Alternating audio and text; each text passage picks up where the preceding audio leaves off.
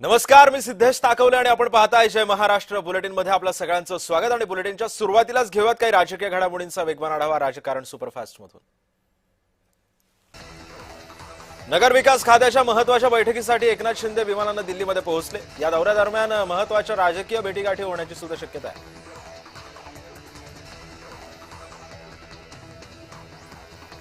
मुख्यमंत्री देवेंद्र फडणवीस राज्याचे मुख्यमंत्री आहेत, त्यांना सगळेच भेटत असतात। रोहित पवार फडणवीस भेटीवरती मंत्री गिरीश महाजन यांनी स्पष्टीकरण दिलं। ठाकरे गटाचे खासदार भाऊसाहेब वाकचौरे यांनी उदय सामंत यांची भेट घेतली, त्यामुळे राज्यामध्ये पुन्हा एकदा ऑपरेशन टायगरची चर्चा सध्या जोरदार सुरू झाली आहे।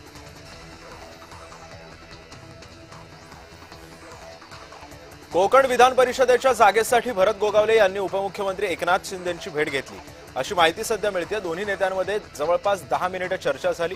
भरत गोगावले यांना वेट अँड वॉचचा सल्ला सुद्धा दिल्याची माहिती आहे। केंद्रीय मंत्री रक्षा खडसे यांनी मुख्यमंत्री फडणवीसांची भेट घेतली। मंत्रालयामध्ये ही भेट झाल्याचं समजतं। दोघांमध्ये विविध विकास कामांसंदर्भात चर्चा झाली आहे। धाराशिव विधान परिषद निवडणुकीच्या उमेदवारीवरून महायुतीमध्ये चुरस वाढली आहे। भाजपकडून बसवराज पाटील, दत्ता कुलकर्णी आणि अर्चना चाकूरकर यांची नावं चर्चेत आहेत। रोहित पवार मुख्यमंत्र्यांच्या भेटीला पोहोचलेत। रोहित पवारांच्या मतदारसंघातील काही कामांसंदर्भात मुख्यमंत्र्यांच्या भेटीसाठी गेले होते अशी माहिती सध्या समोर आली आहे। लातूरमधील मोठेगावकरच्या क्लासवरती मनसेनं अंडाफेक आंदोलन केलं। पेपरफुटीमध्ये मोठेगावकरला अटक झाल्यानंतर मनसैनिक चांगले संतापलेत। मनसे कार्यकर्त्यांनी यावेळेस जोरदार घोषणाबाजी सुद्धा केली आहे।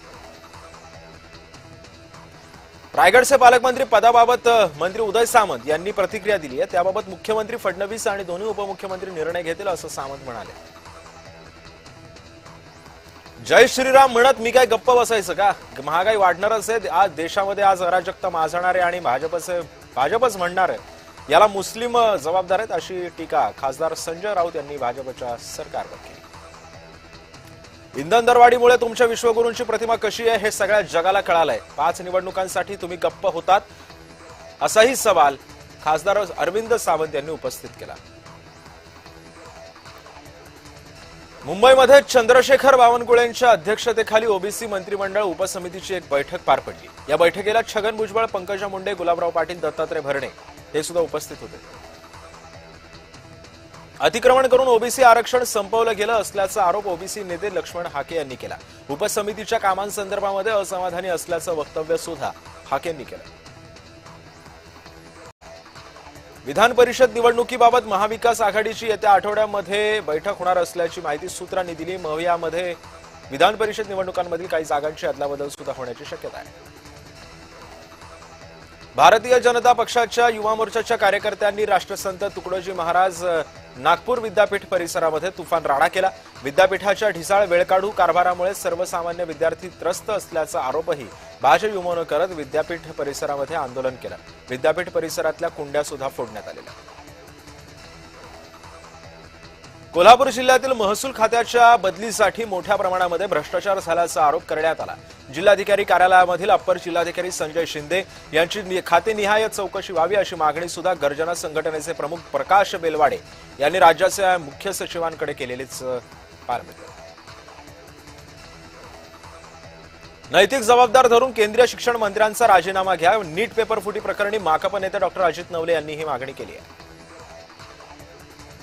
कोकण विधान परिषदेच्या जागेवरून शिवसेना आणि राष्ट्रवादी चांगली सामनेसामनी आल्याचं पाहायला मिळालं।